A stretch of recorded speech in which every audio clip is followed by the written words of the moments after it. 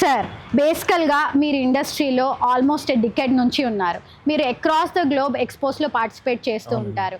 So ప్రత్యేకంగా ఈసారి ఈ ఎక్స్పోలో ఎందుకు మీరు పార్టిసిపేట్ చేయాలనుకుంటున్నారు అండ్ అక్కడ ప్రజలకి మీరు ఎటువంటి కైండ్ ఆఫ్ జాగ్రత్తలు తీసుకోవాలి, మన తెలంగాణలో కానీ ఆంధ్రప్రదేశ్లో కానీ ఇన్వెస్ట్మెంట్స్ చేయాలి అనుకుంటే? సో నేను వాట్ హ్యాపెండ్ లాస్ట్ మంత్ అంతా I was there only actually. And నేను 4 days బ్యాకే వచ్చాను యూఎస్ నుంచి. Okay sir. There was several property expos. So నేను అక్కడ అటెండ్ అయ్యాను. డాలాస్ ఒకటి, తర్వాత సియాటల్ ఒకటి, మళ్ళీ శాన్ ఫ్రాన్సిస్కో, ఇవి కాకుండా కొన్ని అదర్ స్టేట్స్ కూడా నేను తిరిగి వచ్చాను అనమాట. సో ఇనిషియల్గా మొన్న లాస్ట్ టైం మేము వెళ్ళేటప్పుడు ఒక చిన్న భయం ఉండేది యాక్చువల్గా. అంటే ఎలా అంటే యూజువల్గా వాట్ హ్యాపెండ్ మనకి ఇప్పుడు మన మీడియా అంతా యూఎస్లో జరుగుతున్న ప్రతి విషయం కూడా పెద్ద బూచిలాగా చూపిస్తుంది. అవును సార్, కరెక్టే. ఏఐ వచ్చింది, జాబ్స్ పోతున్నాయి, ఇమ్మిగ్రేషన్ సంబంధించిన చాలా సంస్కరణలు వస్తున్నాయి, దానివల్ల కూడా జాబ్స్ పోతున్నాయి. అలానే టారిఫ్స్కి సంబంధించినవి, షేర్ మార్కెట్స్ డౌన్ అయిపోయాయి. సో అలానే అప్రకటిత రిసెషన్ ఈజ్ గోయింగ్ ఆన్ అని దీస్ ఆర్ ఆల్ న్యూస్ అనమాట. అంత బూచిలాగా చూపిస్తున్నాయి. బట్ మేము అయినా కూడా యూఎస్కి ఎందుకు వెళ్ళాము అంటే ఎనీ కంపెనీ మనం 15% ఎక్స్పెండిచర్ ప్రమోషన్స్ కోసం, మార్కెటింగ్, సేల్స్కి తీయాల్సిందే. సో దాంట్లో ఇది ఒక పార్ట్ అనమాట. ఇది షెడ్యూలింగ్ 6 months బిఫోర్ షెడ్యూల్ అవుతుంది. సో మేము ముందే ఎక్స్పెక్ట్ చేయము వాట్ హ్యాపెన్ అనేది. What are it may be this. ఈసారి మాత్రం చాలా అనాసక్తంగానే వెళ్ళాం మేము యాక్చువల్లీ. వెళ్ళిన తర్వాత ఆశ్చర్యం ఏంటంటే every show lot of people అనమాట. వీ నెవర్ ఎక్స్పెక్టెడ్ అనమాట. ఎప్పుడు లేనంతగా అంతమంది ఎక్స్పోజ్కి రావటం, ప్రాపర్టీస్ గురించి ఎంక్వైరీ చేసుకోవటం, తర్వాత తీసుకోవాలని ఇంట్రెస్ట్ చూపించడం, డీటెయిల్స్ తీసుకోవడం జరిగింది. ఈసారి మాత్రం చాలా ఎక్కువగా జరిగింది. దానికి రీజన్స్ ఏంటంటే యాక్చువల్గా సో ఒకటేంటంటే అక్కడికి వెళ్ళిన వాళ్ళలో 5 kinds ఉంటారు మొత్తం యూఎస్లో. జనరల్గా యూఎస్ ఎందుకు వెళ్తారు? ఒక మంచి అప్స్కేల్ లైఫ్ స్టైల్ దొరుకుతుంది అక్కడ. అదొకటి. కొంచెం డబ్బు సంపాదించుకొని కొంచెం మనం వెనక పెట్టుకోవచ్చు. These are the only 2 reasons people go from here. అంత పేరెంట్స్ని, పిల్లల్ని అందరూ వదిలేసి అందుకే వెళ్తారు యాక్చువల్లీ. ఇప్పుడు ఏమైందంటే ఒక అప్స్కేల్ లైఫ్ స్టైల్ అనేది ఇండియాలో కూడా దొరుకుతుంది. సో చూస్తున్నారు ఇలాంటి కమ్యూనిటీస్ ఎలా ఉన్నాయి. సేమ్ ఎంతగా దొరుకుతుంది అక్కడ 1.5 crore కనుక ఇన్వెస్ట్ చేస్తే ఇక్కడ అది 25 lakhs దొరుకుతుంది. ఒక మంచి లైఫ్ స్టైల్ అన్నమాట. సో అందుకని ఒకటి ఏంటంటే తక్కువ డబ్బు ఖర్చు పెడితే ఒక మంచి అప్స్కేల్ లైఫ్ స్టైల్ అమెరికాలో ఏదైతే దొరుకుతుందో అదే దొరుకుతుంది అనేది ఒకటి కాన్ఫిడెన్స్ అనమాట. అందుకని they wanted to come back. ఇంకో రీజన్ ఏంటంటే ఇప్పుడు అక్కడికి వెళ్ళిన వాళ్ళలో నేను చెప్పాను కదా 5 kinds ఉంటాయి. ఫస్ట్ స్టూడెంట్స్గా వెళ్తారు, చదువుకుంటారు. తర్వాత ఇది స్టూడెంట్స్, తర్వాత వర్క్ పర్మిట్ తీసుకుంటారు, అట్లా కొంతకాలం ఉంటారు. తర్వాత H1 లో కొంతకాలం ఉంటారు. H1 కనుక వచ్చిందంటే నెక్స్ట్ పైప్ లైన్ లో గ్రీన్ కార్డే ఉంటుంది, తర్వాత గ్రీన్ కార్డ్, తర్వాత సిటిజన్స్ అనమాట. ఇలాగ డిఫరెంట్ కేటగిరీస్, ఈ సెగ్మెంట్స్ లో ఉన్న వాళ్ళు థాట్ ప్రాసెస్ అనేది డిఫరెంట్ గా మారుతూ వస్తుంది ఎప్పటి నుంచో. నేను ఆల్మోస్ట్ 16 years నుంచి హావ్ బీన్ అక్వైంటెడ్ ఉందన్నమాట నాకు యూఎస్ వాళ్ళతో. సో 16 years నుంచి కూడా డిఫరెంట్ టైంలో different angles they have been thinking to come back. ఇప్పుడు నేను గమనించింది ఏంటంటే మనకి కంప్యూటరైజేషన్ వచ్చింది 90s లో వచ్చింది. Most of the people 90s నుంచి 95, 93, 94 ఈ టైంలో Y2K అనే ప్రాబ్లం ఏదో సాల్వ్ చేయడానికి యూఎస్కి వెళ్ళడం జరిగింది అనమాట. తెలుగు పీపుల్ ముఖ్యంగా they are the software engineers, అక్కడికి వెళ్ళడం జరిగింది. ఇప్పుడు దే ఆర్ అబౌట్ 55 ఏజ్ లో ఉన్నారన్నమాట. అంటే అందరూ రిటైర్మెంట్ స్టేజ్ కి దగ్గరలో ఉన్నారు. సో అప్పుడు నేను వెళ్ళినప్పుడు అంటే 16 ఏళ్ల క్రితం నేను వెళ్ళినప్పుడు they are the young generation. Just H1 అయిపోయి తర్వాత అప్పుడప్పుడు గ్రీన్ కార్డ్స్ వచ్చి ఉన్నాయన్నమాట. ఆ టైంలో వాళ్ళ ఆన్సర్స్ ఎలా ఉన్నాయంటే, లేదు మాకు ఇక్కడ లైఫ్ చాలా బాగుంది, ఇక్కడ మేము సెటిల్ అయిపోతాం, మా పిల్లల ఎడ్యుకేషన్ కూడా బాగుంది, ఇక్కడ లైఫ్ చాలా ఈజీనెస్ ఉంటుంది అన్నమాట. సార్, అసలు ఎన్ఆర్ఐస్ మన 2 రాష్ట్రాల్లో ఇన్వెస్ట్మెంట్స్ చేయాలి అంటే వాళ్ళు తీసుకోవాల్సిన జాగ్రత్తలు ఏంటి? అసలు ఎందుకు ఇన్వెస్ట్ చేయాలి? ఓకే, గుడ్ క్వశ్చన్ అండి. ఎందుకు ఇన్వెస్ట్ చేయాలి అంటే వాళ్ళకి ఇన్కమ్ లెవెల్స్ ఎక్కువగానే ఉంటాయి, శాలరీస్ చాలా హై శాలరీస్ ఉంటాయి. అఫ్ కోర్స్ ఎక్స్పెండిచర్ కూడా అలానే ఉంటుంది. After the expenditure also they can save money అనమాట. అయితే వాళ్ళకి ఎవరైనా సరే డబ్బుని ఇన్వెస్ట్ చేయాలి, ఎక్స్ట్రా అమౌంట్ ఏదైతే ఉందో అది ఇన్వెస్ట్మెంట్కే వెళ్ళాలి. యాక్చువల్గా ఇన్వెస్ట్మెంట్ వెళ్ళాలంటప్పుడు ఏమవుతుంది, అక్కడ ఇన్వెస్ట్ చేయడానికి వాళ్ళకి ఆప్షన్ ఉండదు. పెడితే షేర్లో పెట్టుకోవాలి, లేకపోతే గోల్డ్ లాంటిది కొనుక్కోవాలి. గోల్డ్ లాంటిది కొనుక్కున్న ఇండియాకి వచ్చేటప్పుడు there will be questioning will be there, ఎందుకు వస్తున్నారు, ఏంది వస్తున్నారు. అట్లానే షేర్ మార్కెట్లో పెట్టాలనుకోండి, మొన్న ఈ మధ్య చూసారు కదా, ఆ టారిఫ్స్ వల్ల షేర్ మార్కెట్ ధమాల్ అయిపోయింది. సో ఆల్మోస్ట్ ఇప్పుడు మీరు 100 rupees పెట్టి కొన్న share it may go to 250, 300 దాకా వెళ్ళి మళ్ళీ 50, 75 దాకా వచ్చేసింది అనమాట. సో అది అంత రైట్ చాయిస్ కాదు. ఇంకోటి షేర్లలో పెట్టినప్పుడు ఇప్పుడు యూనిట్ టు సెర్చ్ అనమాట. అంటే దాని మీద ప్రతిరోజు ఫోకస్ చేయాలి, ప్రతిరోజు టైం తీసేసి ఏం జరుగుతుందని చెక్ చేసుకుంటుండాలి. ఇది ఒక డ్రైన్ అయిపోతుంది అనమాట. కాబట్టి వాళ్ళకి one of the best options ఏంటంటే రియల్ ఎస్టేట్. ఆ రియల్ ఎస్టేట్ కూడా మన ఏపీ తెలంగాణలో సంబంధించిన వ్యక్తులకి మన ఏపీ తెలంగాణనే అనమాట. సో ఇంకోటి ఏంటంటే అక్కడ మీకు రియల్ ఎస్టేట్ ఉండదు. ఎందుకు ఉండదు అంటే రెగ్యులర్ రియల్ ఎస్టేట్ ఉంటుంది కానీ ఒక ఇన్వెస్ట్మెంట్ ఆప్షన్ లాగా ఉండదు అక్కడ. ఎందుకంటే మన ఇండియా ఉంది చూసారా, మన పాపులేషన్ 150 crores పాపులేషన్. వేరే ఇండియా ఎంత భూభాగం అవుతుందో అలాంటిది 5 times ఎక్కువ వాళ్ళ ల్యాండ్ ఉంటుంది. బట్ పీపుల్ ఆర్ 30 crores ఓన్లీ. So they have vast land అనమాట. అలానే అక్కడ ఉన్న ఇన్ఫ్రాస్ట్రక్చర్ ఏంటంటే everywhere there will be infrastructure ఉంటుంది ప్రతి చోట. పవర్ ఉంటుంది, వాటర్ ఉంటుంది, ఎలక్ట్రిసిటీ ఉంటుంది, అలానే మీకు నెట్వర్క్ ఉంటుంది, సేఫ్టీ ఉంటుంది, సెక్యూరిటీ ఉంటుంది. మనలాగా సిటీలోనే ఉండాలి అనేది ఎవరికి ఉండదన్నమాట. ఎంత దూరం వెళ్ళినా హ్యాపీగా ఉండి సేఫ్టీగా సెక్యూరిటీగా ఉండగలిగే అవకాశాలు అక్కడ ఉంటాయి. కాబట్టి సిటీలోనే ఉండాలి అనే డిమాండ్ క్రియేషన్ అనేది ఉండదు. కాబట్టి ఈ రీజన్స్ వల్ల దే వాంట్ టు వాళ్ళ ఇన్వెస్ట్మెంట్ అనేది పెరగాలి అన్నప్పుడు, మనీ గ్రో అవ్వాలన్నప్పుడు వాళ్ళ యొక్క మదర్ ల్యాండ్స్ లేకపోతే మన హైదరాబాద్ లేకపోతే వైజాగ్, విజయవాడ ఇలాంటి ప్లేస్లోనే పెట్టాలని అనుకుంటూ ఉంటారన్నమాట. వేరే ఇక్కడ వచ్చేసరికి రియల్ ఎస్టేట్ అనేది ఒక పెద్ద ఇన్వెస్ట్మెంట్ ఆప్షన్ అందరికీ. ఈ మధ్య మీరు చూసే ఉంటారు, డబ్బు ఉన్నవాళ్ళు బాగా డబ్బులు ఎలా సంపాదించగలిగారు, మధ్యతరగతి వ్యక్తులు ఎలా ఎఫిలెంట్ పీపుల్గా ఎలా ట్రాన్స్ఫార్మ్ అవుతున్నారు అనేది చూస్తే వాళ్ళ ఇన్వెస్ట్మెంట్ అంతా రియల్ ఎస్టేట్లోనే ఉంటుంది. ఇక్కడ ఎందుకు రియల్ ఎస్టేట్ ఆల్వేస్ డిమాండ్ అంటే ఇక్కడ పాపులేషన్ పెరుగుతూ ఉంటుంది, అట్లానే ఇక్కడ అవకాశాలు కూడా పెరుగుతూ ఉన్నాయి. And India is growing country like anything. So అందరూ సిటీస్కి దగ్గరగా వచ్చేసి ఎడ్యుకేషన్ గురించి కానీ జాబ్స్ గురించి కానీ ఇలాంటిది కంటిన్యూస్ ప్రాసెస్ ఉండటం వల్ల ఇక్కడ రియల్ ఎస్టేట్ అనేది పెద్ద బిజినెస్ అయిపోయింది అనమాట. సార్, ఎన్ఆర్ఐస్ మన తెలుగు రాష్ట్రాల్లో ఇన్వెస్ట్మెంట్ చేయాలి అనుకుంటే ఏ సెక్టార్ని చూస్ చేసుకోవాలంటే ఫ్లాట్స్ కొనాలా, లేదా ఫార్మ్స్ మీద ఇన్వెస్ట్ చేయొచ్చా, లేదా రెసిడెన్షియలా, కమర్షియలా, ఏ సెక్టార్ ఆఫ్ రియల్ ఎస్టేట్ని చూస్ చేసుకుంటే వాళ్ళకి రైట్ చాయిస్ అవుతుంది అండ్ వాళ్ళ ఇన్వెస్ట్మెంట్ సేఫ్ అండ్ సెక్యూర్గా ఉంటాయి? ఇక్కడ 3 విషయాలు ఉన్నాయండి యాక్చువల్గా. సో ఇన్వెస్ట్మెంట్ ఇప్పుడు మీరు చెప్పిన సెగ్మెంట్స్ ఏవైతే ఉన్నాయో, కమర్షియల్ కావచ్చు, అగ్రికల్చర్ ల్యాండ్ కావచ్చు, ఫ్లాట్స్ కావచ్చు, విల్లాస్ కావచ్చు, ఎందులో ఇన్వెస్ట్ చేసినా కూడా రిటర్న్స్ ఉంటాయి. అయితే ఎలాంటి రిటర్న్స్ కావాలనేది మెయిన్ క్వశ్చన్ మార్క్ అనమాట. అది ఒక్కొక్కసారి ఒక్కొక్క మోడల్ చాలా సక్సెస్ అవుతుంది. లెట్ us say చిన్న ఎగ్జాంపుల్ చెప్తాను. 2020 తర్వాత, కోవిడ్ తర్వాత ఇట్లా హైరేజ్ అపార్ట్మెంట్స్ చాలా స్టార్ట్ అయినాయి. స్టార్టింగ్లో కొనుక్కున్న వాళ్ళు లెట్ us say 6,000కు 5,500కి సిటీ సెంటర్లో లైక్ హైటెక్ సిటీ ఈ ఏరియాలో కానీ లేకపోతే షేక్పేట్ ఏరియాలో కానీ గచ్చిబౌలిలో కానీ ఈ ఏరియాలో కొన్న వాళ్ళకి 2020లో అది 23-24 వచ్చరికి డబల్ అయిపోయింది అపార్ట్మెంట్స్లో. అది సక్సెస్ఫుల్ మూడో ఆ పీరియడ్లో అనమాట. ఇప్పుడు ఎలా ఉంది సిచ్యువేషన్, ఇలాంటి హైరేజ్ అపార్ట్మెంట్లో కానీ ఇలాంటి పెద్ద పెద్ద కమ్యూనిటీస్లో కానీ తీసుకోవాలి అని అనుకుంటే ఇప్పుడు సిచ్యువేషన్ ఎలా ఉందో తెలుసా మీకు? జనరల్గా నేను ఇన్వెస్ట్ చేశాను, సపోజ్ నాకు ఫ్లాట్ అవసరం లేదు బట్ ఒక ఫ్లాట్లో ఇన్వెస్ట్ చేశాను. ఓకే, ఇన్వెస్ట్ చేసినప్పుడు ఏమవుతుంది, ఒకవేళ అనుకున్నట్టుగానే సేల్స్ అయిపోతూ వెళ్ళినాయి అనుకోండి.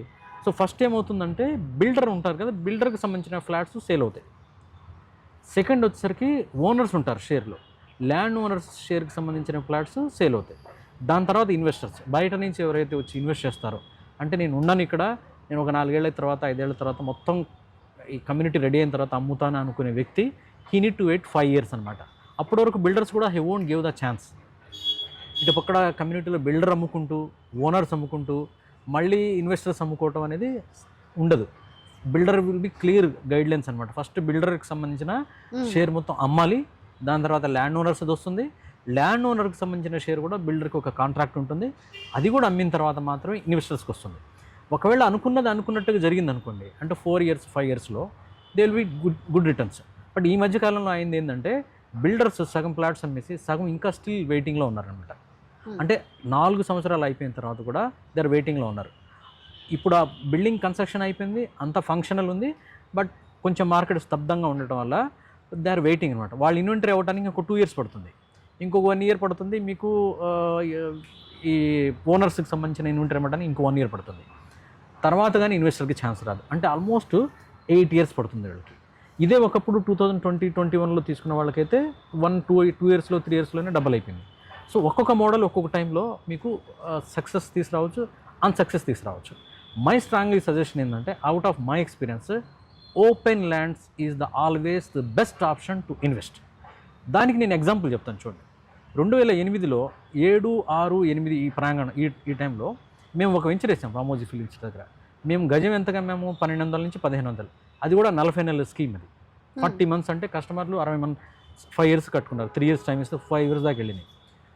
తర్వాత 2008లో రెసిషన్ వచ్చింది. తర్వాత 2013-14లో మీకు తెలంగాణ ఇష్యూ వచ్చింది. 2016లో నోట్ బంద్ వచ్చింది. ఓకే, సో ఇలాంటివన్నీ almost 10 years down the line outskirt the market, there is no market at all for flats ప్రాజెక్ట్కి. 2018లో ఎప్పుడైతే మార్కెట్ పికప్ అవుతుందో అప్పుడు కూడా అదే 1200-1500తో పికప్ అయింది. బట్ మీకు 2020 అంటే బిఫోర్ కోవిడ్కి వచ్చేసరికి టచెస్ 25,000, ఆఫ్టర్ కోవిడ్ వచ్చేసరికి 35,000-40,000 వెళ్ళిపోయింది. అంటే ఎంత మల్టిపుల్ అయ్యింది చూసారా. అంటే ఒక 10 years కనుక ఓపెన్ ప్లాట్లో మనం వెయిట్ చేయగలిగితే, అంటే అలాంటి పరిస్థితులు రావు, ఒకవేళ వచ్చి వెయిట్ చేయగలిగినా కూడా ఈ 10 years పీరియడ్ అనేది నెక్స్ట్ 2 yearsలో కవర్ అయిపోయి ఎక్కడ 1200 గజం, ఎక్కడ 35,000 గజం. This is true, you can see the data. So అందుకని నేను ఆల్వేస్ సజెస్ట్ ఓపెన్ ప్లాట్స్. అయితే ఓపెన్ ప్లాట్లో ఇన్వెస్ట్ చేయాలన్నప్పుడు హిస్టరీ ఏం చెప్తుంది ఇక్కడ మీకు ఓపెన్ ప్లాట్స్లో ప్రాబ్లం ఏమవుతుందంటే, మనకి రియల్ ఎస్టేట్లో ఇది 3rd generation నడుస్తుంది. ఫస్ట్ జనరేషన్ అంటే జనచైతన్య 80sలో 90sలో జనరేషన్స్ అనమాట. అవి 80s 90s in between. Janachaitanya, GPR, Chalapathi ఇలాంటి కంపెనీస్ ఉన్నాయి. వాళ్ళు జస్ట్ ల్యాండ్ తీసుకొని ప్లాటింగ్ చేసేసి అప్రూవల్ తెచ్చేసుకొని, కొన్నిటికి అప్రూవల్ తెచ్చుకోగలిగితే తెచ్చుకుంటారు, లేకపోతే అమ్మేసి తర్వాత వాళ్ళు మర్చిపోయేవాళ్ళు, కస్టమర్స్ కొనుక్కున్న వాళ్ళు కూడా మర్చిపోయారు. ఉంది అనేది ఉంటుంది, డాక్యుమెంట్ బ్యూరోలో ఉంటుంది, ఎలాంటి రిలేషన్షిప్ ఉండదు ల్యాండ్కి. ఎప్పుడో అడపదడప వచ్చినప్పుడు అది ల్యాండ్ కనిపించగా నానా ఇది ఒక హిస్టరీ అనేది ఒక బ్లాక్ మార్క్ అవుతుంది వాళ్ళకి. సో ఇది ఫస్ట్ జనరేషన్. సెకండ్ జనరేషన్లో వచ్చిన రియల్ ఎస్టేట్ ఏంటంటే కొంచెం ప్రొటెక్ట్ చేయడం స్టార్ట్ చేసినాయి. అంటే చుట్టూ కాంపౌండ్ వాల్ కట్టడం, స్టోనింగ్ చేయటము, పార్క్స్ ఇవ్వటము, ఇట్లా చేసేసి తర్వాత కాంపౌండ్ వాల్ కట్టిన ఇది కట్టిన వీళ్ళు కూడా మర్చిపోతారు, కస్టమర్ కూడా మర్చిపోతాడు. మళ్ళీ 4-5 ఏళ్ళకి వచ్చిన తర్వాత అప్పుడప్పుడే ఫ్రెష్గా ఇట్టిన పెయింట్స్ అనేవి ఫేడ్ అయిపోతాయి, గడ్డి పోతుంది. సో దానికి రీసేల్ వాల్యూ రావట్లా. దాని పక్కన ఉన్న ప్రాజెక్ట్స్కి మంచి రీసేల్ వాల్యూస్ వస్తున్నాయి అనమాట. కొత్తగా స్టార్ట్ చేసి 16,000 అని చెప్పినా వెళ్తుంది. ఓల్డ్ ప్రాజెక్ట్లో వీళ్ళు 6,000 కొనుక్కుంటారు, 12,000కి 13,000కి కూడా రావడం కష్టంగా ఉంది. ఇది సెకండ్ జనరేషన్ చేసిన రియల్ ఎస్టేట్కి సంబంధించిన ప్రాబ్లమ్స్. ఇప్పుడు 3rd generation, ఇప్పుడు వెరీ ఫ్యూ పీపుల్, అంటే out of 100 I can say 1% వాళ్ళు ఏం చేస్తున్నారంటే ల్యాండ్, ఓపెన్ ల్యాండ్స్ అయినా కూడా చక్కగా అప్రూవల్ తెచ్చుకుంటున్నారు, రేరా తెచ్చుకుంటున్నారు, చుట్టూ compound wall, electricity, drainage, everything providing. Open land అయినా కూడా వాళ్ళు మెయింటైనింగ్ చేస్తూ ఉన్నారు అనమాట. ఆ మెయింటైనింగ్ చేయడం వల్ల మీరు ఏ రోజు వచ్చిన ప్రాపర్టీకి, అంటే ఒక 5 ఏళ్ల తర్వాత వచ్చిన, 6 ఏళ్ల తర్వాత వచ్చినా కూడా కళకళలాడుతూ మంచి ల్యాండ్స్కేపింగ్, గ్రీనరీ, గార్డెన్తో కళకళలాడుతూ ఉన్నాయి. ఇలాంటి వాటికి మాత్రం వాల్యూ అనేది ఎప్పుడు పెరుగుతూనే ఉంటుందన్నమాట. సో కాబట్టి ఇప్పుడు ఈ హిస్టరీ అంటే పాత హిస్టరీలో ఓపెన్ ప్లాట్స్లో ఇన్వెస్ట్మెంట్ చేయటం వల్ల మళ్ళీ మేము ప్లాట్లు ఎత్తుక్కోవాలి, ఎగ్జిట్ ప్లాన్ ప్రాబ్లంగా ఉంది అని అనుకోవటం వల్ల దాంట్లో రావటం కొంచెం తగ్గింది. బట్ ఇప్పుడు సొఫిస్టికేటెడ్ కొన్ని కంపెనీస్ ఉన్నాయి, they are giving 3 kind of things అనమాట. ఒకటి, ఎన్ఆర్ఎస్కి ఏం కావాలి ఎప్పుడు ఇన్వెస్ట్ చేయాలన్నప్పుడు దెర్ విల్ బి 3 things. ఒకటి ఎంట్రీ ఈజీ ఉండాలి. ఈజీ అంటే చక్కగా డాక్యుమెంటేషన్ ఉండాలి, చక్కగా అప్రూవల్స్ ఉండాలి. నేను ఏ ప్లాట్ అయితే కోరుకుంటానో ఆ ప్లాట్లో నేను ఈజీగా ఇన్వెస్ట్ చేయగలగాలి. తర్వాత మారింది అది కాకుండా, అంతే కదా, మనం అప్రూవల్ రాకముందు ఒక లేఅవుట్ ఉంటుంది, అప్రూవల్ వచ్చిన తర్వాత మారిపోతాయి ఇవన్నీ. అలాంటిది లేకుండా ఈజీ ఎంట్రీ ఉండాలి. అట్లనే ఈజీ ఎక్స్పీరియన్స్, కొన్న తర్వాత ఒక మంచి ఎక్స్పీరియన్స్, ఎగ్జిస్టెన్సీ 2 ఉండాలి. అంటే ఎప్పుడన్నా నేను 5 ఏళ్ళకో 6 ఏళ్ళకో వస్తే అమ్మాయి నా ల్యాండ్ చాలా బాగుంది అని ఒక ఫీల్, ఒక experience, the relationship with the mother earth ఆ ల్యాండ్తో ఉండాలన్నమాట. ఇది నెంబర్ 2. నెంబర్ 3 వచ్చి ఎగ్జిట్ ప్లాన్. ఎగ్జిట్ కూడా ఈజీ ఉండాలి. అంటే ఎప్పుడైనా తను అమ్ముతాను అన్నప్పుడు ఇమీడియట్గా అది సేల్ చేయగలగాలి అనమాట. సపోజ్ మనం ఇప్పుడు అమ్ముతాం అన్న తర్వాత అది కూడా కంపెనీసే ప్రొవైడ్ చేస్తున్నాయి. If you maintain the property well, okay, so that ఏంటంటే ఎవరో కస్టమర్స్ వస్తూ ఉంటారు, చూస్తూ ఉంటారు, అరే ఇది చాలా బాగుంది ప్రాపర్టీ, ఎంత బాగా మెయింటెనెన్స్ అవుతుంది, మేము ఈ ప్రాజెక్ట్లో కొనుక్కుంటే బాగుంటుంది, ఇందులో ఏమైనా వేకెన్సీస్ ఉన్నాయనేది ఎప్పుడు ఆ పైప్ లైన్లో కస్టమర్స్ ఉంటారనమాట. If you maintain very well, then ఏంటంటే ఎగ్జిట్ కూడా ఈజీ అవుతుంది కస్టమర్కి. So entry, existence, experience and exit, ఈ 4 ఈజీ కనుక ఈక్వేషన్ కనుక సెట్ అయితే దట్ విల్ బి ద, ఇంకా వేరే ఇన్వెస్ట్మెంట్కి ఆప్షన్కి అవసరమే లేదు. This is the best. అలాంటి ఎక్కడైనా ఉండనియండి, సిటీ పక్కనే ఉన్నా, లేకపోతే 50 కిలోమీటర్ల తర్వాత ఉందా, 60 కిలోమీటర్ల తర్వాత ఉందా, 70 కిలోమీటర్ల తర్వాత ఉందా, no matter at all. So these things are to be there అనమాట. ఇలాంటి properties if they search, if they invest, no hassle free అనమాట. Okay sir. అండ్ ఇప్పుడు మనకు యుఎస్లో బేసికల్గా ఇప్పుడు జరుగుతున్న సినారియోస్ కావచ్చు, లైక్ న్యూ గవర్నమెంట్ ఫార్మేషన్ కావచ్చు, లేదా వీసాకు సంబంధించి కావచ్చు, లేదా జాబ్ ఆపర్చునిటీస్ రిలేటెడ్గా, సో వాళ్ళు ఇక్కడ ఇన్వెస్ట్మెంట్ చూస్ చేసుకోవాలి అంటే లైక్ మన హైదరాబాద్లో కానీ లేదా ఆంధ్రప్రదేశ్లో కానీ మినిమం వాళ్ళు ఎంత క్యాపిటల్తో మన కంట్రీలోకి ఎంటర్ అవ్వాలి అంటే ఈ ఫ్యాక్టర్స్ కూడా ఇన్ఫ్లుయెన్స్ చేస్తాయా ఇన్వెస్ట్మెంట్స్ని చూస్ చేసుకునేటప్పుడు? ఆర్ మనకి ఇక్కడ పరిస్థితులు బాగాలేవు, ఇప్పుడు ఇండియాలో మనం ఇన్వెస్ట్ చేయొచ్చా లేదా, ఇలాంటి వాటన్నిటికీ మనం లైక్ లేదు ఆ ఫ్యాక్టర్స్ మనల్ని ఇన్ఫ్లుయెన్స్ చేయవు అని మనం చెప్పే పరిస్థితి ఎప్పుడు వస్తుంది సార్? లైక్ ఇన్వెస్టర్స్కి కానీ లేదా individual people who wants to buy flat కానీ లేదా ల్యాండ్ కానీ, సో వాళ్ళు ఏ ఫ్యాక్టర్స్ని కన్సిడర్ చేసుకోవాలి? ఇప్పుడు ఏమవుతుందంటే యాక్చువల్గా ఇండియాలో పరిస్థితులు బాగలేవు అందుకని ఇన్వెస్ట్ చేయాలా వద్దా అనేది ఏదైతే ఉందో అది రూల్డ్ అవుట్. ఎందుకంటే మొన్న ఇండియా పాకిస్తాన్ వార్ అయినప్పుడు I was in US only. ఆ టైంలో కూడా ఎక్స్పోజ్ అయినాయి, చాలామంది వచ్చారు. అంటే దట్ ఈజ్ ఇగ్నోర్డ్ అనమాట పీపుల్. ఎందుకంటే ఆంధ్ర తెలంగాణ ఎస్పెషల్లీ ఈ రీజన్స్లో ఇది హైదరాబాద్ కానీ లేకపోతే వైజాగ్ కానీ ఇలాంటి ప్లేసులు ఆటో పైలట్ మోడ్లో ఉన్నాయి. అంటే ఏదో రాజకీయ నాయకులు వచ్చేసి ఏదో ప్రకటన చేయటం వల్ల లేకపోతే ఏదో అనౌన్స్ చేయటం వల్ల తప్పని మార్కెట్ వచ్చే పరిస్థితి లేవు. ఆటోమేటిక్గా డెవలప్మెంట్ అవుతుంది అవబోతుంది కూడా. సో ఇలాంటి లాట్ ఆఫ్ డెవలప్మెంట్స్ వస్తూ ఉన్నాయి. అలానే మీకు 10-15 ఏళ్ళుగా ఎవరైతే ఇక్కడ హైదరాబాద్లో కానీ వైజాగ్లో కానీ విజయవాడలో కానీ ఎవరైతే ఇన్వెస్ట్ చేస్తూ వచ్చారో they are getting good fruits also irrespective of any reasons. కొంత ఆగినా అనిపించినా కూడా మార్కెట్ మళ్ళీ పికప్ అవుతుందన్నమాట. కాబట్టి ఈ రీజన్స్ మనం తెలంగాణ ఇష్యూస్ చూసాము, నోట్బంద్ చూసాము, తర్వాత రెసెషన్స్ చూసాము. ఎన్ని ఫ్యాక్టర్స్ ఉన్నా కూడా హైదరాబాద్లో ఇన్వెస్ట్మెంట్ ఆగలేదు. అంతెందుకండి 2020లో 2021లో కోవిడ్ వచ్చింది. కోవిడ్లో జనాలు ఏమనుకున్నారు, ఇంకా అసలు ఇన్వెస్ట్మెంట్ అనేది అసలు రియల్ ఎస్టేట్ అనేది జీరో అనుకున్నాం మనం. అవును సార్. ఎందుకంటే నోబడీ వాంటెడ్ టు ఇన్వెస్ట్ అనమాట. They want their money to protect their family. So అలాంటి పరిస్థితుల్లోనే ఈ రియల్ ఎస్టేట్ అనేది చాలా ఎక్కువగా జరిగింది. కాబట్టి ఇలాంటి ప్రత్యేకమైన ఫ్యాక్టర్స్ వల్ల వాళ్ళు ఇన్ఫ్లుయెన్స్ కారు. ఇన్ఫ్లుయెన్స్ ఇదవుతారు కి ఇక్కడ గవర్నమెంట్ తీసుకునే యాక్షన్స్ ఎలా ఉన్నాయి, రాబోయే కాలంలో ఎలా ఉంటుంది, ఏంటి, ఎక్కడ ఇన్వెస్ట్ చేస్తే బెటర్. ఒకసారి మనం ఫార్మా సిటీ అన్నాము, అది తీసేసి మళ్ళీ ఇప్పుడు ఫ్యూచర్ సిటీ అన్నాం. అక్కడ ఇన్వెస్ట్ చేయడం కరెక్ట్ కాదా, రేపు ఇంకో గవర్నమెంట్ వచ్చి ఇంకోటి ఏదైనా మారుతుందా, ఇలాంటి టెంటేటివ్ ఉన్న ఇవి చూసుకుంటారు తప్పితే ఇలాంటి ప్రత్యేకమైన ఇలాంటి పరిస్థితులను వస్తే ఇన్వెస్ట్ చేయాలి వద్ద అనేది మాత్రం దే డోంట్ థింక్ అన్న. సార్ ఇప్పుడు ఎన్ఆర్ఐస్ మన దగ్గర ఇన్వెస్ట్మెంట్ చేయాలంటే బేసిక్ డాక్యుమెంటేషన్ అంటే చెక్ లిస్ట్ లాగా ఏం డాక్యుమెంటేషన్ మినిమం వాళ్ళు అవగాహనలోకి తెచ్చుకోవాలి సార్?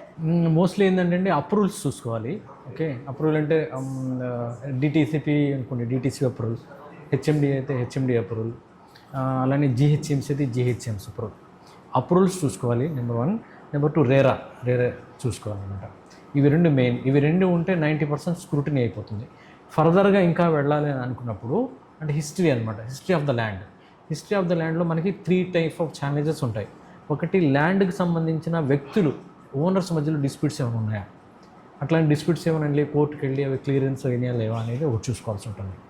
నెంబర్ 2 రెవెన్యూకి సంబంధించినవి అంటే ల్యాండ్ దేంట్లో ఉంది, జస్ట్ ఇప్పుడు ఏ జోన్లో ఉంది, ఏదైనా గవర్నమెంట్ ల్యాండ్ ఏమైనా కలిసిందా, లేకపోతే గవర్నమెంట్ ఎప్పుడైనా ఎక్విజిషన్ కోసం నోటీస్ ఇచ్చి మళ్ళీ విత్డ్రా చేసుకోవడం కానీ జరిగిందా, ఇలాంటి రెవెన్యూ పరమైనది ఒకటి చూసుకోవాల్సి ఉంటుంది అనమాట. 3వది రిజిస్ట్రేషన్ అనమాట. రిజిస్ట్రేషన్ సంబంధించిన డాక్యుమెంటేషన్ హిస్టరీ అది ఈసీలో తెలుస్తుంది. ఏ ఓనర్ నుంచి ఎలా ట్రాన్స్ఫర్మేషన్ అవుతూ వస్తుంది అనేది తెలుస్తుంది అనమాట. సో ఇవి కాకుండా ఇంకా కొంచెం వెనక్కి వెళ్ళాలంటే ఈసీ అంటే మీరు 15 years 30 years చూసుకోవచ్చు. ఇంకా స్క్రూటినీ చేసుకోవాలన్నప్పుడు కాసరా, పహాని, అడంగల్, ఆర్ఓఆర్ ఇవన్నీ ఉంటాయి. మనకి ల్యాండ్ యాక్ట్ 1956లో వచ్చింది. అప్పటి నుంచి కూడా డాక్యుమెంటేషన్ చాలా వరకు ఉంటుంది. లేకపోతే ఎంఆర్ఓ కూడా లేదనే ఇస్తాడు, అది నీడ్ నాట్ టు వర్రీ అనమాట. Okay sir. సో ఇవన్నీ చూసుకోవాల్సి ఉంటుంది. సార్, యుఎస్లో ఉన్న వాళ్ళు ఇండియాలో ఇన్వెస్ట్మెంట్స్ చేయాలి అనుకున్నప్పుడు ఇప్పుడు అక్కడ పీపుల్కి పరిస్థితులు ఎలా ఉన్నాయి సార్? ఒక రకంగా చెప్పాలంటే కొంచెం టిపికల్ సిచ్యువేషన్సే ఉన్నాయి. ఒక్కోసారి టిపికల్ సిచ్యువేషన్ కూడా మన రియల్ ఎస్టేట్కి చాలా అడ్వాంటేజ్ అవుతుంది. లైక్ కోవిడ్ అనుకోండి. కోవిడ్ వచ్చిన తర్వాత ఫామ్ హౌసెస్కి బాగా క్రేజ్ పెరిగింది. అక్కడున్న సిచ్యువేషన్స్ ఏంటంటే ఫస్ట్ ఒకటి ఏఐ ఆర్టిఫిషియల్ ఇంటెలిజెన్స్ వచ్చిన తర్వాత, ఆ టూల్ వచ్చిన తర్వాత మొత్తం చాలామంది జాబ్స్ విషయంలో కొంచెం ఇన్సెక్యూర్డ్గా ఫీల్ అవుతున్నారు. జాబ్ ఏమైనా పోతే మళ్ళీ ఎంతకాలం వెయిటింగ్ పీరియడ్ ఉంటుందా అనేది. నేను దీనికి సంబంధించిన రీసెంట్గా క్యాబ్ జెమినీ CEO ఉన్నారు ఆయన, is Neeraj Parihar. I met him అనమాట. Is very close friend of mine. ఆయన నేను అడిగాను, హీజ్ సీఓనో దే నో ఎవ్రీథింగ్ అనమాట. ఆయన ఏమన్నారంటే యాక్చువల్గా భయపడాల్సింది ఏం లేదు, ఒకప్పుడు కంప్యూటర్స్ వచ్చిన తర్వాత జాబ్స్ అన్నీ వెళ్ళిపోతాయి, జాబ్లెస్ అయిపోతారు, అన్ఎంప్లాయ్మెంట్ పెరుగుతుందన్నారు. బట్ కంప్యూటర్స్ వచ్చినాయి, తర్వాత ఇంటర్నెట్ వచ్చిన తర్వాత కూడా అదే అన్నారు. అట్లానే ఇంటర్నెట్ వచ్చిన తర్వాత కూడా జాబ్స్ పెరుగుతూనే ఉన్నాయి. ఆయన టీంకి ఇదే చెప్తుంటారంట, don't get panic, just software అనేది ట్రాన్స్ఫార్మ్ అవుతుంది. ఇంతకుముందు సాఫ్ట్వేర్ ఇంజనీర్ అనేవాళ్ళు ఇప్పుడు ఏఐ ఇంజనీర్ అంటాం. Okay, there is no doubt that AI tools are working much better than ఇదనమాట ఎంప్లాయీస్ కంటే. అంటే ఒక 10 మంది 5 రోజుల్లో చేసే పనిని ఒక టూల్ ఆఫ్ ఏఐ 1 అవర్లో చేస్తుంది. There is no doubt about it. But ఏంటంటే మీకు వర్క్ కూడా అలానే ఉంది, వర్క్ కూడా పెరిగిపోతూ ఉంది అనమాట. Lot of projects are there, రావాల్సిన ప్రాజెక్ట్స్ ఉన్నాయి. ఏఐని తయారు చేయడానికి సాఫ్ట్వేర్ ఇంజనీర్స్ కావాలి, దాన్ని మెయింటైన్ చేయడానికి కూడా సాఫ్ట్వేర్ ఇంజనీర్స్ కావాలి. దస్ ఎంప్లాయ్మెంట్ కూడా సోర్సెస్ అవైలబిలిటీ చాలా ఉందన్నమాట. పేపర్లో అంటుంటారు తప్పితే జాబ్స్ పోతాయని అలాంటి సిచ్యువేషన్స్ ఏమి లేవు యాక్చువల్గా. కాబట్టి అదొకటి. రెండోది ఏంటంటే అప్రకటిత రిసెషన్ ఈజ్ గోయింగ్ అని అక్కడ. అంటే వాళ్ళు అనౌన్స్ చేయలేదు because of the government policies. Announce చేస్తే ఫండ్స్ రావు, ఇన్వెస్టర్స్ రావు అని చెప్పి ఒకటైతే ఉంది, అదొకటి. అది కొంచెం కాస్ట్ ఆఫ్ లివింగ్ అనేది 2020కి ఇప్పటికైతే బాగా పెరిగిపోయింది, డబల్ అయిపోయింది. సో ఇలాంటి సిచ్యువేషన్లో కూడా ఏదైనా జాబ్స్ ఏదైనా ఇబ్బంది పడితే మళ్ళీ వెయిటింగ్ పీరియడ్ ఉంటే ఆ వెయిటింగ్ పీరియడ్లో to maintain that they need funds అనమాట. ఇదొకటి. రెండోది సో ఇది రెండు. మూడోది ఈ మధ్య వచ్చిన టారిఫ్స్ ఏదైతే ఉన్నాయో, ఈ టారిఫ్స్ వల్ల షేర్ మార్కెట్ డౌన్ అయిపోవటం బాగా, అంటే ఇన్వెస్ట్మెంట్ చేసిందంతా మళ్ళీ బ్యాక్ వెళ్ళిపోవటం, ఇలాంటి పరిస్థితులు రావడం వల్ల మళ్ళీ ఇది ఒక రకంగా నెగిటివే వాళ్ళకి. But they are looking in to the again to the real estate అనమాట. సో రియల్ ఎస్టేట్ అయితే బాగుంటుంది, హైదరాబాద్లో పెట్టుకోవాలి, వైజాగ్లో పెట్టుకోవాలి, విజయవాడలో పెట్టుకోవాలి అనేది ఒక మంచి థాట్ ప్రాసెస్ అయితే నడుస్తుంది. బేసికల్గా these are all things negative, but making అదంటే రియల్ ఎస్టేట్కి అది పాజిటివ్గా టర్న్ అవుతున్నాయి అనమాట. సో ఇదొకటి. తర్వాత ఏమో ఎవరైతే రిటైర్మెంట్ స్టేజ్లో ఉన్నారో వాళ్ళు రిటైర్మెంట్ అయిన తర్వాత ఒక మంచి లైఫ్ స్టైల్తో పాటు they wanted to come back India అనమాట. అంటే రిటైర్మెంట్ అయిపోతే ఏమవుతుందంటే లాట్ ఆఫ్ అంటే ఇప్పుడు everybody has to do insurance. అక్కడ ఇప్పుడు ఇంట్లో 5 మెంబర్స్ ఫ్యామిలీ ఉంటే 5గురు ఇన్సూరెన్స్ చేయాలి. హౌస్ ఇన్సూరెన్స్ ఉంటుంది, కార్ ఇన్సూరెన్స్ ఉంటుంది, ఇది కాకుండా రెగ్యులర్ మెయింటెనెన్స్ ఉంటుంది, గ్రాసరీస్ ఉంటాయి, ఇవన్నీ ఉంటాయి. ఇప్పుడు if you're doing a job, మీరు వర్కింగ్లో ఉన్నప్పుడు ఏమవుతుందంటే 80% కంపెనీస్ సపోర్ట్ చేస్తాయి. 80% అనేది ఇన్సూరెన్స్ కానీ వేటికైనా కంపెనీ సపోర్ట్ చేస్తాయి. You just pay for the 20%. So ఆ రకంగా సస్టైన్ అవుతున్నారు. ఇప్పుడు రిటైర్మెంట్ అయిన తర్వాత they need to pay 100% from their pocket. So అందుకని కూడా కాస్ట్ ఆఫ్ లివింగ్ చాలా పెరుగుతుంది, ఎక్స్పెండిచర్ కూడా ఎక్కువ అవుతుంది ఒకటి. రెండోది ఏంటంటే హాస్పిటల్కి సంబంధించిన ఏదైనా ప్రాబ్లమ్స్ వస్తే అపాయింట్మెంట్ దగ్గర నుంచి ట్రీట్మెంట్కి it takes longer time than usual. So these are all the reasons. నా ఇవన్నీ యాక్చువల్గా యూఎస్లో ఉన్న పరిస్థితులు అయితే నెగిటివ్గానే ఉన్నప్పటికీ కూడా అవన్నీ రియల్ ఎస్టేట్ వైపు పాజిటివ్గా టర్న్ అవుతూ వస్తున్నాయి అన్నమాట. కాబట్టి ఈ మధ్య మేము చూసాం కదా ఎక్స్పోస్లో, అనుకోకుండానే చాలా అంటే ఎక్కువ మాకు ఎక్స్పోలో పర్ డే 100 వస్తే చాలా ఎక్కువ అనమాట బొంబాటు. ఈసారి 150, 160 వచ్చింది. Even we didn't have the lunch actually 9-10 వరకు కూర్చోవాల్సి వచ్చింది అనమాట. కాబట్టి పరిస్థితులు అయితే అక్కడ నెగిటివ్ ఉన్నప్పటికీ కూడా అవి మన హైదరాబాద్ రియల్ ఎస్టేట్ వైపు మాత్రం చాలా పాజిటివ్గా టర్న్ అవుతూ వచ్చింది. మన 2 తెలుగు రాష్ట్రాల్లో ఇన్వెస్ట్మెంట్ చేయాలనుకుంటున్న ఎన్ఆర్ఐస్కి లేదా అక్కడున్న మన తెలుగు వాళ్ళందరూ కూడా ఎలాంటి అపోహలు లేకుండా చక్కగా వచ్చి ఇక్కడ ఇన్వెస్ట్మెంట్ చేయాలనేది మీ ఎక్స్పర్టీ గైడెన్స్లో మీరు చెప్పాలనుకుంటున్నారు. అవునండి. ఓకే. అది కాకపోతే వాళ్ళ పర్సెప్షన్ ఎలా ఉందనేది చెక్ చేసుకోవాల్సి ఉంది. చాలామంది ఇప్పుడు నేను చెప్తున్నాను కదా 2018 తర్వాత 18, 19, 20, 21, 22లో ఇన్వెస్ట్మెంట్ చేసిన వాళ్ళకి 2x, 3x, 4x రిటర్న్స్ వచ్చినాయి. అది ఎప్పుడన్నా ఒక భూమి వచ్చినప్పుడు జరిగే సందర్భం తప్పితే అదే రియల్ ఎస్టేట్ అని చెప్పేసి పడి మాత్రం రావద్దు. అలా ఉండదు. రియల్ ఎస్టేట్ అంటే then long term and minimum 5 years, 6 years, 7 years పెట్టుకుంటే you will get good returns. ఒక్కోసారి ఏమవుతుందంటే ఇప్పుడు బాగా విసిగిపోయి వెయిట్ చేసేసి లాస్ట్ మినిట్లో అమ్మేస్తారు. వాళ్ళు అమ్మేసిన తర్వాత ఆ రేట్ అనేది ప్రాపర్టీ అనేది పెరుగుతూ వెళ్తుంది. అప్పుడు మళ్ళీ రిపెంట్ అవుతారు.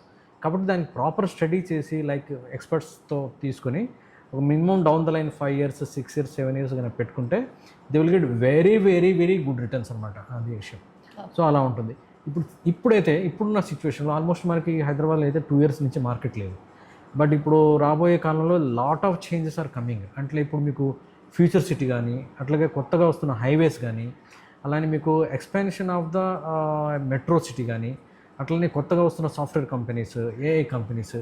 సో దీస్ ఆర్ ఆల్ అట్లనే ఇప్పుడు రెడీ అవుతున్నటువంటి రీజనల్ రింగ్ రోడ్, అట్లనే రీజనల్ రింగ్ రోడ్ లోపు ఉన్న ల్యాండ్స్ని హెచ్ఎండిఏ లిమిట్స్లో కలపడం ఒకటి, అలానే చాలా వరకు మండల్ హెడ్ క్వార్టర్స్ని మున్సిపాలిటీలో కలపడం అనేది. ఇవన్నీ ఏంటంటే అసలు ఒక రియల్ ఎస్టేట్కి సంబంధించిన ఒక ఒక ఎవ్రీథింగ్ ఈజ్ మైల్ స్టోన్ అనమాట. సో ఇవన్నీ ఎగ్జిక్యూషన్ స్టార్ట్ అయ్యే టైంలో ఉన్నాయి. This is the best time to invest. ఒకసారి ఇప్పుడు ఇన్వెస్ట్ చేస్తే ఇప్పుడు 2 years నుంచి మార్కెట్ లేదంతా కవర్ అవుతుంది, దాని తర్వాత మీకు ఇంకా గ్రో అవుతుంది. Because of the city all the dimensions it is growing. అయితే సార్ ఇది బయర్స్ మార్కెట్ అంటారా? 100% బయర్స్ మార్కెట్.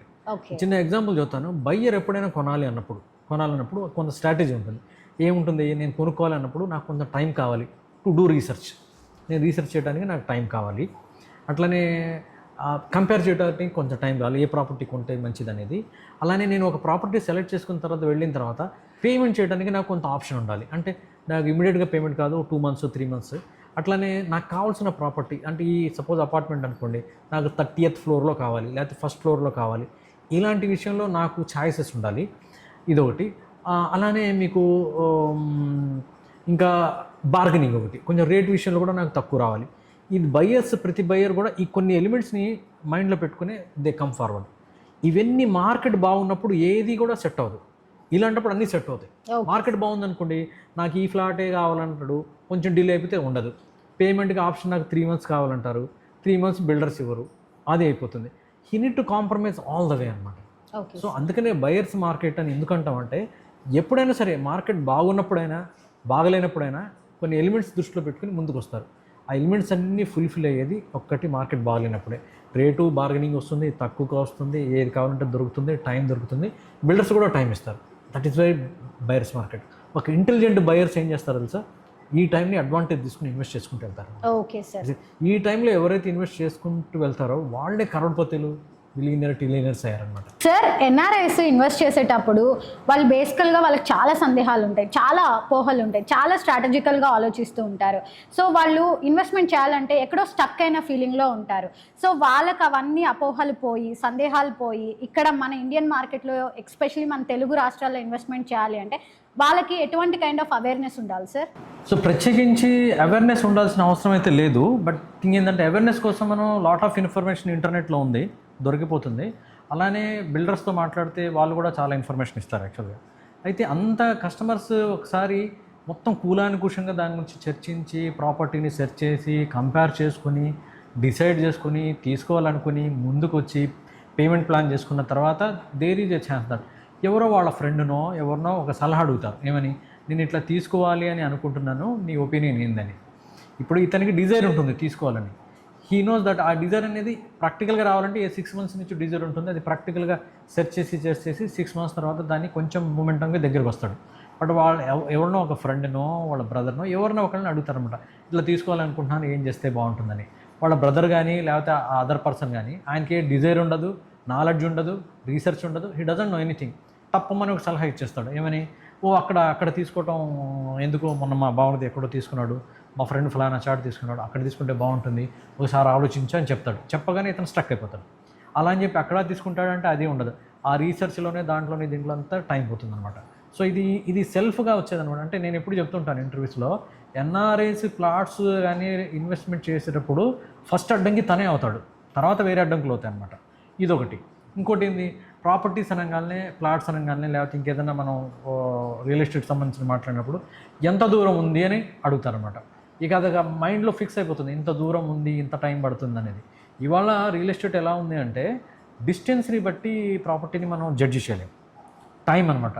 అంటే ఎంత షార్టెస్ట్ టైంలో వెళ్ళగలుగుతాం అనేది మెయిన్, ఎంత డిస్టెన్స్ ఉంది అనేది కాదనమాట. ఇప్పుడు సపోజ్ గచ్చిబౌలి నుంచి లెటర్స్ చిన్న ఎగ్జాంపుల్ చెప్తాను. ఇస్నాపూర్ అని ఉంది బాంబే హైవేలో, అది 25 kilometers ఉంటుంది. డ్రైవ్ టైం కూడా 25 minutes. 25 kilometers అంత దూరమా అని ఫీల్ అయితే he cannot by. But time distance 25 minutesలో మనం అవుటర్ రింగ్ రోడ్ నుంచి 3rd exit నుంచి వెళ్ళిపోతాం అనేది కనుక మైండ్లో వస్తే, అంటే అది ప్రాక్టికల్గా కనుక అది కనుక తీసుకుంటే, then it will be easier for him. అంటే ఇవన్నీ పాతకాలపు ఆలోచనలు ఏవైతే ఉంటాయో, డిస్టెన్స్ ఎంత దూరం ఉంది, డెవలప్మెంట్ ఎప్పుడు అవుతుంది, ఇవన్నీ ఆలోచించుకుంటే ఈ కెనాట్ గో అనమాట. డబ్బులు ఉండి, రీసెర్చ్ ఉండి, ఆయనకి ఇంట్రెస్ట్ కంటిన్యూ అవుతుంటుంది. రీసెర్చ్ మీద రీసెర్చ్ చేసుకుని సంవత్సరాలు గడుస్తాయి, ఇన్వెస్ట్ చేయలేడు. వాళ్ళు ఇన్వెస్ట్ చేసే టైం కల్లా ఆ రేట్లు కూడా మారిపోయి అవన్నీ మారిపోయి ఉంటాయి అనమాట. So first he himself has to come move forward. అలా ఎవరైతే ముందుకు వచ్చారో they are gain good returns actually. Sir, అయితే రియల్ ఎస్టేట్ ఇన్వెస్ట్మెంట్ అనేది ఫ్యూచరిస్టిక్ అండ్ విజనరీ ఇన్వెస్ట్మెంట్ అంటారు మీరు? 100%. ఓకే, ఎగ్జాంపుల్ కూడా చెప్తాను. ఎవరైతే సపోజ్ లెటర్స్ ఒక 2 crores ఆర్ 1 crore ఎవరైతే ఇన్వెస్ట్ చేసుకుంటారో మేబీ డౌన్ ద లైన్ 5 yearsకి అది డబుల్ అవుతుంది అని అనుకుందాం. 2 crores ఇన్వెస్ట్ చేస్తే ఇట్ విల్ బికమ్ 4. ఏది వర్స్ట్ కండిషన్లో నేను చెప్తున్నాను. మూమెంటం బాగుంటే ఇట్ గోస్ అనమాట. సో ఇమాజిన్ మీరు 5 yearsలో ఎంత సంపాదిస్తారో అంతకంటే ఎక్కువగా మీ ల్యాండ్ సంపాదిస్తుంది. ఓకే, మీరు ఏం చేయాల్సిన అవసరం లేదు. ఫస్ట్ చేయాల్సింది ఏంటంటే కొంచెం రీసెర్చ్ చేస్తాము, అవగాహన పెంచుకుంటాము, ప్రాపర్గా చూసుకుంటాం, ఇన్వెస్ట్ చేస్తాం. అక్కడితో ఎండ్ అయిపోతుంది. షేర్ మార్కెట్ లాగా మీరు డబ్బులు పెట్టి ప్రతిరోజు పొద్దున్న సాయంత్రం మొబైల్లో చెక్ చేయాల్సిన అవసరం లేదు ఏమైంది. Once you by the property it will be remain same. So that me property value పెరుగుతూనే ఉంటుంది. సో 5 yearsకి డబుల్ అవటం అంటే ఇంకా 10 yearsకి ఇంకా ఎక్కువ అయిపోతుంది అనమాట. కాబట్టి మీరు పొద్దునుంచి సాయంత్రం వరకు ఎంత కష్టపడి ఎంత సంపాదిస్తారో కొన్నిసార్లు మీ ల్యాండ్ మీకంటే ఎక్కువ స్టేబుల్గా ఉన్న మీ ల్యాండ్ మీకంటే ఎక్కువగా సంపాదిస్తుంది. కాబట్టి real estate is the best option to invest. దానికి కొంచెం ధైర్యం కూడా కావాలి. ధైర్యంగా వచ్చేసి ముందుకు ఇన్వెస్ట్ చేస్తే that will be the wonderful investment option.